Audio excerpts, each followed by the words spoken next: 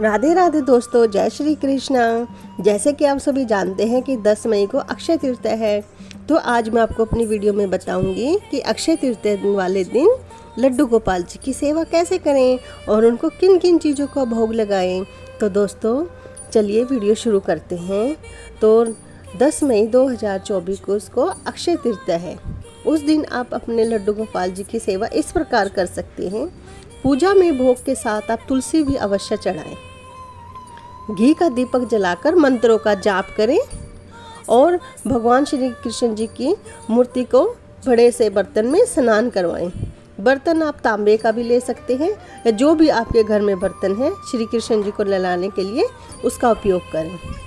दूध, वस्त्र, आभूषण, चावल, कुमकुम, दीपक, तेल, रुई, धूप बत्ती, पुष्प, फूल, अश्वगंधा, तुलसी तेल, जनेऊ, फल, मिठाई, नारियल, पंचामृत, सूखे मेवे व माखन मिश्री से भी आप लड्डू गोपाल जी को भोग लगा सकते हैं।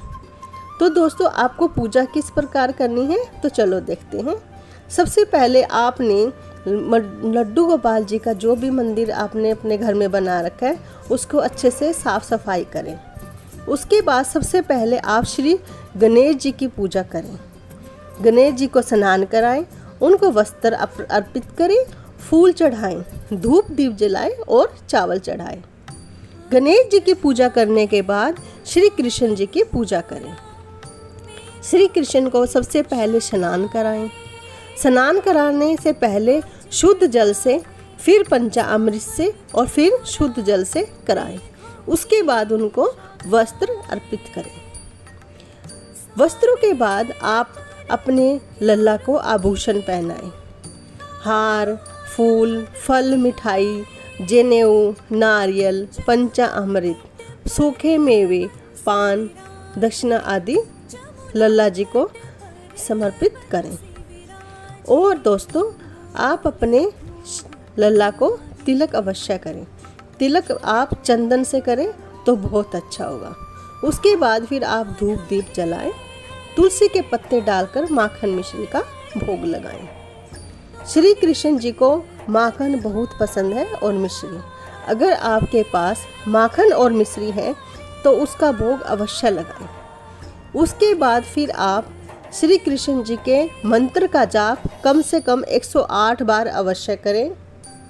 आपको मैं बताती हूँ कि उस समय तृतीया अक्षय को आपको किस मंत्र का जाप करना है। तो मंत्र इस प्रकार से है। कृष्णम कृष्णाय नमः, कृष्णम कृष्णाय नमः, कृष्णम कृष्णाय नमः। भक्तों आपको 108 बार इस मंत्र का जाप करना है। या फिर आप ओम नमो भगवते गोविंदाय, ओम नमो भगवते गोविंदाय इस मंत्र का भी जाप कर सकते हैं।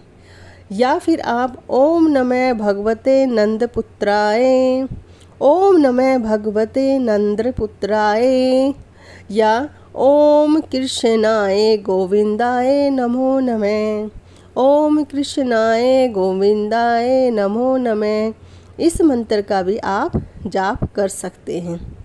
भक्तों आप सच्चे मन से लल्ला की सेवा करें और सच्चे मन से अगर आप उन्हें अपने पुत्र के रूप में मानते हैं तो यकीन मानिए दोस्तों श्री कृष्ण भगवान जी हृदय के इतने कोमल हैं कि वो आपकी जो भी प्रार्थना है, जो भी दुख तकलीफ़ है, जो भी आपके घर में समस्याएं हैं वो धीरे धीरे सभी समाप्त हो जाएंगी और आपके घर में सुख समृद्धि खींची चली आ जाएगी। दोस्तों पूजा करने के बाद आप कपूर अवश्य जलाएं और आरती करें। अगर आपने राधा रानी भी घर में रख रखी हैं तो उनकी भी पूजा अवश्य करें। राधा रानी जी की आरती करें। राधा रानी जी का जो भी श्रृंगार है वो उनको अवश्य पहनाएं। भक्तों आरती करने के बाद आपको परिक्रमा करनी है।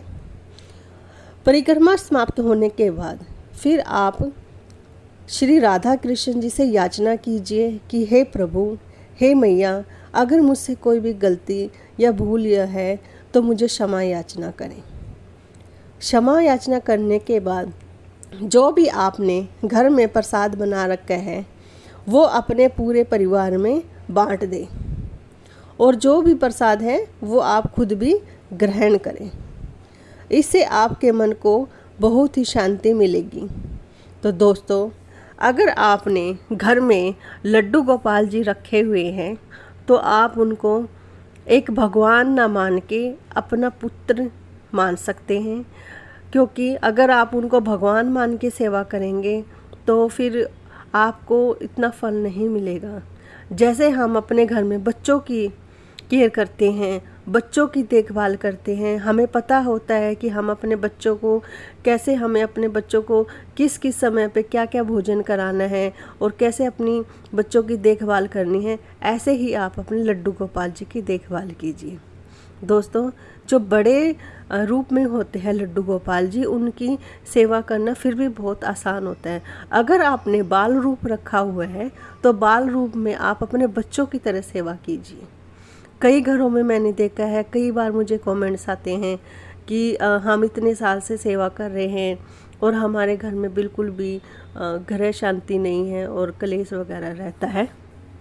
तो दोस्तों, सबसे पहले तो मैं आपको बताऊंगी कि लड्डू गोपाल जी अगर आपने रखे हुए हैं तो आप उन्हें भोग में लहसुन प्याज या फिर मदिरा मांस वगैरह का भोग नहीं लगाएं, क्योंकि ये सब चीज़ें भगवान जी के लिए नहीं बनी होती है। अगर आप इन सब चीज़ों का भोग लगाते हैं तो आपके घर में परिस्थितियाँ विपरीत हो जाएंगी। आप लड्डू गोपाल जी को जो भी आप सिंपल खाना खा रहे हैं उसी का भोग लगाएं और भोग लगाने के बाद प्रार्थना करें कि हे मेरे लल्ला, हे मेरे कन्हैया जी, जो भी मैंने आपको भोग लगाया है आप उसको प्रसन्न होकर स्वीकार करें और आपका आशीर्वाद मेरे ऊपर हमेशा बने रहे।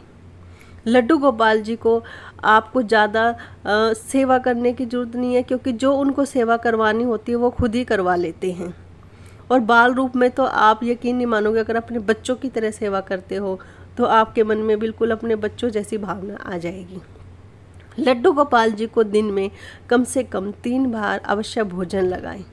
सबसे पहले प्रातःकाल में आप उठ के उठाएं उनको, जैसे आप अपने बच्चों को उठाते ऐसे उठा के उनको दूध बिस्किट जो भी है उनका भोग लगाएं। दोपहर को फिर आप उनको स्नान करवाएंगे, स्नान करवाने के बाद जो भी पूजा पाठ करेंगे उसके बाद फिर से उनको भोग लगाएं। दोपहर को 2 बजे के करीब उनको जो अवश्य सुलाए, क्योंकि कई घरों में मैंने देखा है कि श्री कृष्ण भगवान जी पूरा दिन खड़े रहते हैं, उनको आप एक भगवान के रूप में मान के उनको विश्राम नहीं करवाते हैं।